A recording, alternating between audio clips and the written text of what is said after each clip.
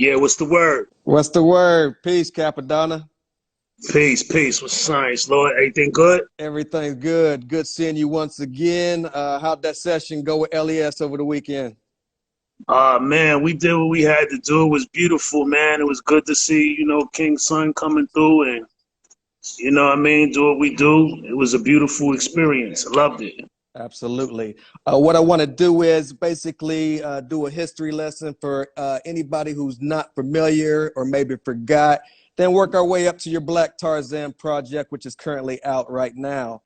All right, all right. For everybody who may have forgot, like I said, can you take us back to where you were born and raised? Brooklyn, New York. Brooklyn Jewish Hospital. Brooklyn. Raised in Staten Island. What was the day in the life like for Cappadonna growing up in Brooklyn, Staten Island? I moved from Brooklyn when I was like 5, 7 years old, something like that. And I was playing with matches, burnt down the house. We had a brownstone. My pops owned the brownstone. And yeah, playing with fire, you will get burned, you know what I mean? So that's Absolutely. how we basically got to Staten Island. But the transition, built me and all of my friends and without that event taking place, then I don't know how we would have been able to form the beautiful legacy that we've accomplished over the years. It all started out through just the brotherhood, the friendship, the mathematics and just all about childhood and how we came up and the things we stood for and the things we did, made us who we are today. So I'm grateful for every transition and every move that's made in our life is a step towards something greater for us. So, the word provision, which I understand the other day, and it's something that I explained at my last show in VA. Big up to VA. Thanks for having me out. But the word provision, it means a place, and a place that will provide sustenance and provide maybe a greater knowledge, a greater sense of direction, being in the right place at the right time, that's what it's about. You know what I'm saying? It's about being innovative and moving around, you know what I mean? And not getting stuck in one spot. You know what I'm saying? So me and the rest of the clan too. A lot of them are from Brooklyn. Memphis from Long Island. Some of us from the Bronx. But the fact that we all ended up in the same place is what gave us that grace. Right. Before Cappadonna was into music, can you take us back to your earlier musical influences? I've been attracted to hip hop since the Sugar Hill Gang. You know what I mean? Sugar Hill Gang, Run DMC. I'm from that era. South Bronx, breakdancing, KRS-One, the whole culture, the graffiti culture. The glasses with no lenses, the whole thing. Rakim, Eric B, Slick Rick. Those were some of my greatest influences. And then around my way, you had MCs like the Force MCs before they was the Force MDs. You got Scotty Waddy, the TBB, the Infinity Machine, Punch and Quincy. It was a lot of great art that from around the way that I grew up on as well. And Scotty Waddy was basically my mentor before he even knew that he was my mentor. I used to listen to him and study how he used to do his lyrics and mimic that. And it was a great thing. It helped me with poetry, spoken word, and it just helped me to be able to articulate that words and just do a lot of things, man, with it and be able to turn it into something lucrative. Right. A gift. Like I said, before you were into hip hop, making music, what did you see firsthand when you walked out into the streets? Some would say block parties, some would say talent shows. For Cappadonna, what did you see firsthand visually? Again, I say graffiti, because I used to write graffiti, and Rakim wrote his rhymes in graffiti. So graffiti played a major part. So that was like, yeah, we rapped, but we also did graffiti. We also did breakdancing, and I seen all of this. And all of those guys that I mentioned from around my way, Punch, Quincy, the Force MCs, they were DJs. They did the block parties. We had Park Hill Day and stuff like that, where you got MCs and DJs up the block cutting and scratching, and MCs down the block cutting and scratching, and whoever had the best cut and scratch at that time, the whole crowd would run to that DJ. If the other DJ played another song, we'll run back down the hill. You know what I'm saying? So all of the elements of hip hop, the culture, it's not just hip hop. Hip hop is a culture, and a culture is one's way of life. You know what I mean? So we live in the culture. We are hip hop. Without us, hip hop wouldn't exist. It's the voice of the oppressed people. It's how we use hip hop to express the foulness and, you know, the hard times and the struggles that we were going through in our life. It was a way for us to express it and get it heard when nobody else would listen. Right. For you personally, what was your first element? Was it graffiti? Was it MCing, DJing? What was Cappadonna's first element as he started to pursue hip hop?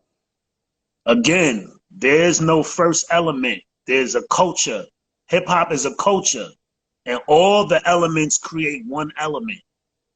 It's like graffiti. It all came from that. Graffiti, breakdancing, dressing, baggy clothes, which is a part of the culture also, slang, everything. It's not what I was attracted to. It's who was attracted to me. That's what made me the hip hop guru that I am. Is that I'm part of the culture and element, and when people see that, they say that's hip hop right there. They looking at me, because you need something to identify. The elements didn't make us. We created the element. You underdig? Right. Yeah. So that's the science of the culture. It's all of the things that create one thing. Macaroni and cheese. You need macaroni, cheese, milk. It's not just go get macaroni and cheese. You know what I mean? Right. When you're trying to make it from scratch. And right. we are the creators of hip hop, and the Jews are the ones who took it for their personal ventures and wealth. Right. Can you take us? I'm sorry, go ahead. Yeah, so they own hip hop right now. We just still trying to get more than a half a penny from Spotify for our music. Right. Can you give us a timeline of when Cappadonna starts picking up the pad and pen and transitioning to taking MCing more serious? It has always been a fundamental thing for me. Taking it serious is just when you come into the business aspect of the music culture of hip hop, then it becomes, an economic and social developing thing. So, the writing was there. I always did it. It started out as a hobby. It was something I did. Poetry was involved again. Like I said, spoken word was involved. And, it was just a way of expressing myself. My first rhyme I probably wrote like 84. I started out just with the basics, like roses are red, violets are blue, sugar is sweet, and so are you type shit. And it just grew from there. Right. I used to write, sometimes I used to get greeting cards, and I used to write down that. You know what I'm saying? Write down that. Or write down the words of a song and put my own flavor and twist to it. Right. You know what I mean?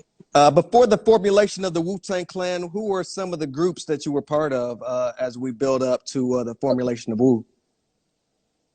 Well, Wu-Tang Clan was the first group that I've been a part of. There's no other group other than the Wu-Tang Clan that I was a part of. We had little posses. Um, I used to do stuff with the Authorized Family. I used to do stuff with DMD and Rec Posse, and those were just our little neighborhood crews and little cliques that we used to run with. You know what I'm saying? But as far as again as a group, Wu-Tang was the first and only group. That's where my loyalty arises from. Depending on who you ask, there's different points at the formulation of the Wu-Tang Clan. But for Cappadonna, earlier on, what were you witnessing as far as the formulation of the group? As far as the formulation of the group, like I said again, we grew up like that. We grew up, being close brothers, building a lot of with the graffiti, and brothers had similarities and graffiti and attractiveness to graffiti, and then there was things like the supreme wisdom in mathematics. Brothers getting into that.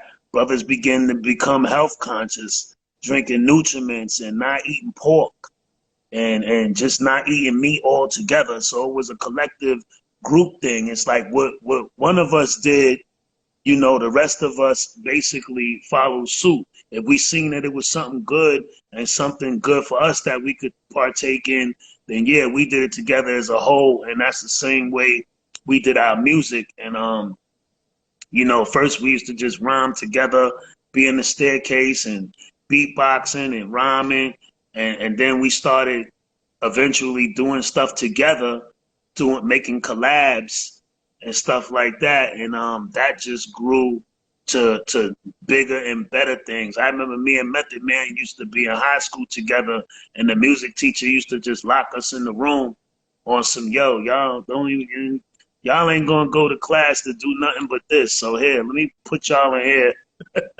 Right. And y'all could go ahead and do this. So they used to call me and Meth the Twin Towers. We used to hang out a lot. Me and Deck, Ray, all of us, man. We grew up very close. You know what I'm saying? The majority of us is from Park Hill Projects.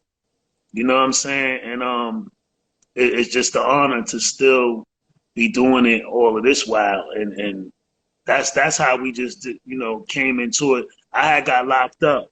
You know what I'm saying? We used to hustle and scramble. I was one of the first ones to touch that crack and get that money. And I was the first one to get behind them damn bars too. And yeah, so they took it to another level when I was locked up and incorporated it and got a deal from Steve Rifkin. You know what I'm saying? And that's what really put the clan on the map. And when I came home, I was working security guard for the projects and selling clothes. I had met True Master on 125th selling belts. And he wound up becoming the super producer for the Pillage album. So, a lot of things stemmed from that one single spark of energy. Right. And Riz is the head. Can you give us a timeline of when you got locked up and when you got out? Were you a part of the RZA situation at Tommy Boy or Jizza over at Cold Chillin'? Did you witness any of that earlier on? Again, I say, I came out of jail, and my first song I did was Ice Cream on the Built From Cuban Linx album. I don't know nothing about all that other stuff. You know what I mean? Right. I came in with the Wu-Tang. No Tommy Boy, none of that. You know what I mean? It was just Wu-Tang, Loud Records, Sony, Epic. Those were our branches right there. And I came in, the first song I did was Ice Cream. That was on the Built for Cuban Linx album. The album was a success, and that landed me a deal for a solo project called The Pillage. And it just started taking off from there. Right. At this point, I got locked up in like 86. Okay. 86, and I didn't stop bidding until like the 90s. Gotcha. At this point, I want to highlight some of the stellar performances throughout your career. You've got a lengthy over 20-year discography, but I want to highlight some of the, you know, what hip hop fans consider your best verses or appearances. You said, like you said, Ice Cream was your first appearance. Just give us an overall best memory of going into only Built for Cuban Linx. I mean, my first experience was going to the studio with U-God. U-God came to my job. He kept trying to get me to go to the studio, so I went over there with him that day. Right up there, Wagner College. RZA had the studio in the basement. He was up there for Dolo. I heard the Ice Cream song. It was just Ghost and Ray on there. It wasn't no hook or nothing. And RZA was like, "Yo, you want to throw a verse on here?" I was like, "Nah, I'm good. I'm good. You know, y'all do what y'all do."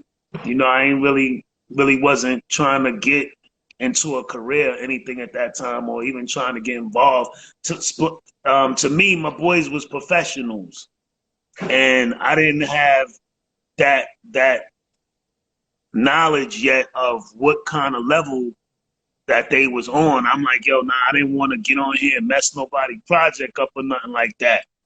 But when I did the Ice Cream verse, when I finally agreed to do it, it just, you know, RZA loved it. The Clan loved it. Meth came in like 15 minutes later. He did the hook on the song, and I was again amazed of how he could just come in and just do that hook like that. Butter Pecan, Rican, Chocolate Deluxe. Oh, watch these rap niggas get, you know, it was just like, oh, wow. Like, I still wasn't thinking nothing of it. Then later on, RZA came and was like, yo, this song is going to be a single. And I was like, word? All right, do what y'all do. He was like, nah, you don't understand.